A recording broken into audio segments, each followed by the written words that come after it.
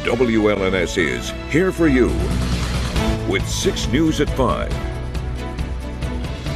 The road to the Final Four rolls through Atlanta tonight for both Michigan and Michigan State. And it is our top story today at 5.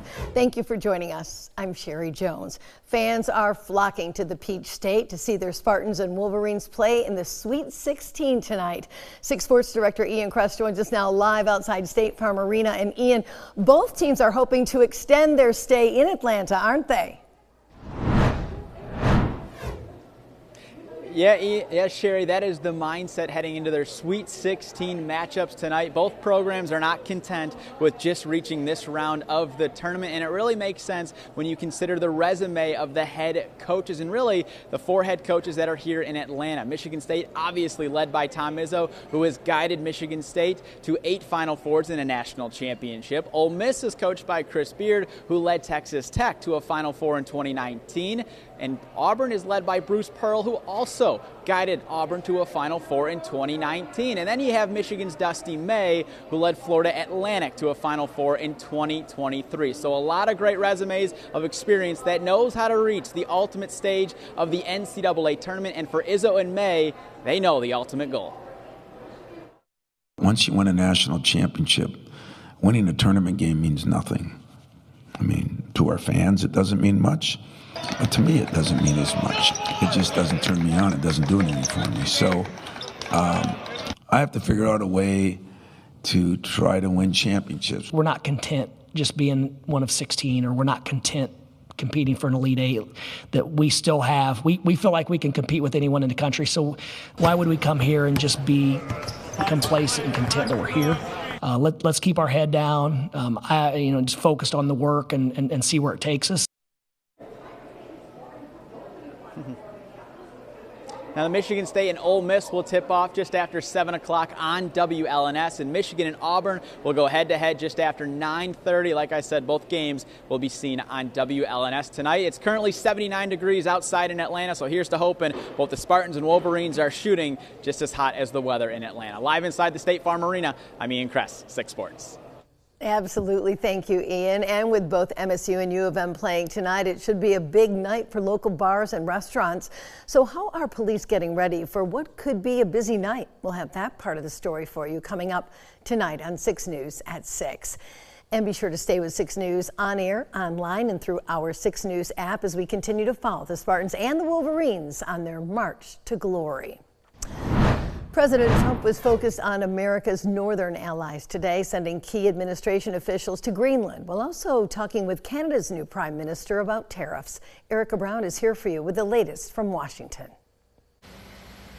Vice President J.D. Vance and Second Lady Usha Vance arrived to sub-zero temperatures in Greenland Friday as they toured a U.S. Space Force base. It's cold as here. Nobody told me. The vice president's visit comes as President Trump pushes for a U.S. takeover of the semi-autonomous Danish territory. Greenland and Danish leaders have called the visit a provocation. Our message to Denmark is very simple. You have not done a good job by the people of Greenland. That has to change. And because it hasn't changed, this is why President Trump's policy in Greenland is what it is. President Trump wants greater access to Greenland's abundant mineral, oil, and natural gas wealth. And in the Oval Office Friday, he said the island is essential to U.S. national security. We have to have Greenland. It's not a question of, do you think we can do without it? We can't. President Trump has also pushed for Canada to join the U.S. as the 51st state. Friday, he spoke with Canada's new Prime Minister, Mark Carney, for the first time. Trump says he believes the U.S. and Canada can strike a fair trade deal, though Carney said Canada will implement retaliatory tariffs. We had a very good talk, the Prime Minister and myself, and I think things are going to work out very well between Canada and the United States. The president also announced he wants Congress to pass a law allowing Americans to write off the interest on new car purchases if the vehicles are built in America. Erica Brown, CBS News, the White House. Michigan Attorney General Dana Nessel is reissuing her consumer alerts on smishing scams and government imposter scams tonight. This latest one involves a fraudulent text claiming that the recipient owes unpaid tolls to the Michigan Department of Transportation. The message falsely warns that it's the final reminder, threatening legal action if payment is not made. The text also includes a deceptive link designed to appear legitimate. She says the Michigan Department of Transportation will not send you a text message demanding immediate payment for a toll. And the best response to this scam is just to ignore the message and avoid clicking any links or providing any personal information. To file a complaint with the Attorney General's office or to get additional information, please call this number, 877-765-8388, that number that you see right there on your screen. Well, the Eaton County Sheriff was out and about today speaking with the community about a public safety millage in the upcoming special election.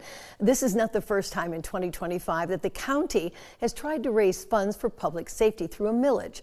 According to the county's website, it would help with staffing and resources. The sheriff says if it does not pass, major cuts are coming.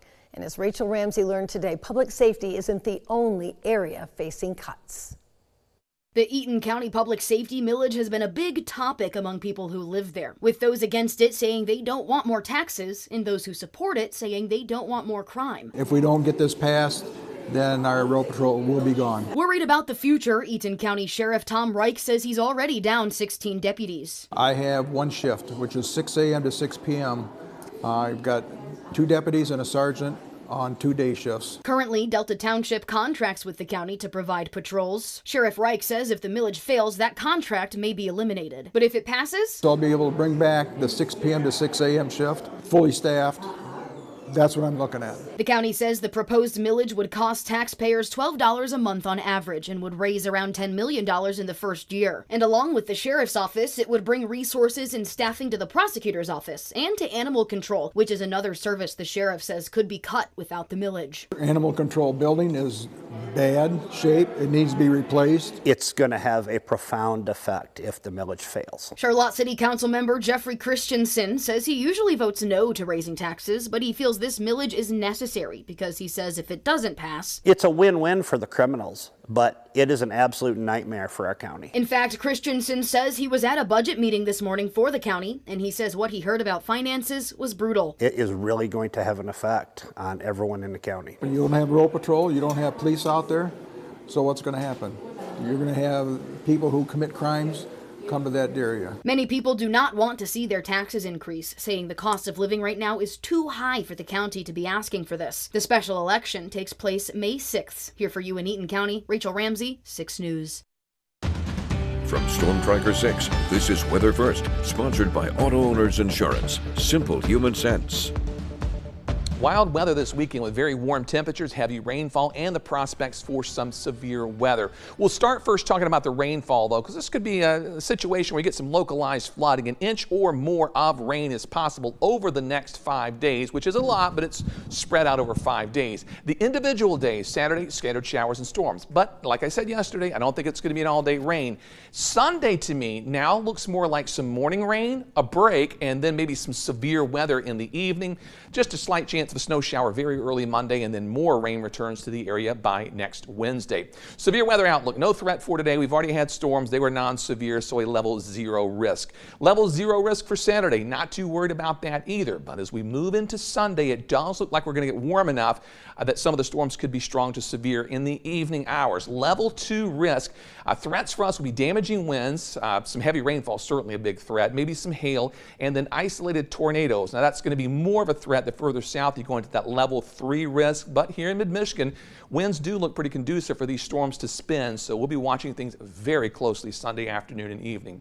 Satellite and radar today, of course, if you were traveling to the UP, you'd be dealing with an ice storm, freezing rain, sleet, and some snow. That's where the cold area is.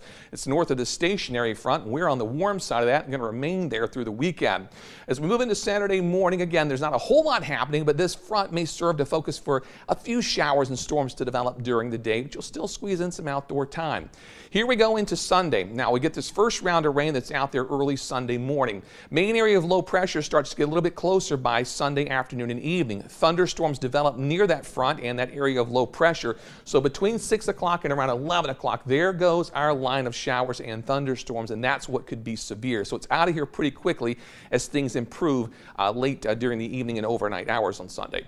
Temperatures currently 64 Lansing and St. John, 67 in Mason, still 54 though in Owasso, a little bit cooler. On our McLaren cam, we've got sunshine after our storms. We're up to 66 degrees. High today, 67, 1/10 of an inch of rainfall. A little bit less in the way of rain, but appreciable amounts, 700ths of an inch. Temperature is up to 68 degrees. It is warm outside. Here's the view on the Jackson cam. Mostly sunny skies, temperature up to 68 degrees. Morning low 44. Notice the rainfall total close to 3/10 of an inch. Came down pretty heavy today in Jackson. Finally in Hillsdale, the sun's back out after some showers that dropped over 3/10 of an inch of rainfall, and our high in our current temperature at 65 degrees. For tonight, look for a low down to 59. It's going to be warm out there, mostly cloudy skies. Then for tomorrow, some hit and miss showers and thunderstorms, not an all-day rain, but it will be warm. Highs climbing into the mid, perhaps upper 60s, close to 70. The 6-day forecast on Sunday, because of the threat for storms, a weather-aware day. Again, between 6 o'clock and midnight's prime time for storms. Clears out Monday and Tuesday, more rain on Wednesday as things begin to warm back up into the 50s. I did it. I put some showers in first part of Saturday, so the weekend's not totally dry next weekend, but more dry time than rain, and highs in the 50s. Dare I say it felt muggy outside today? You may dare, because it did. I know. I couldn't believe it. I sat outside on my porch listening to that thunder and feeling those dew points and thinking, oh, finally, we've arrived. That's what I said when I walked into the newsroom today. I think we've turned a corner. We have. All right. Thanks, David. Coming up on 6 News at 5, we will have the latest on that devastating earthquake that hit Southeast Asia today. That and much more straight ahead on 6 News at 5.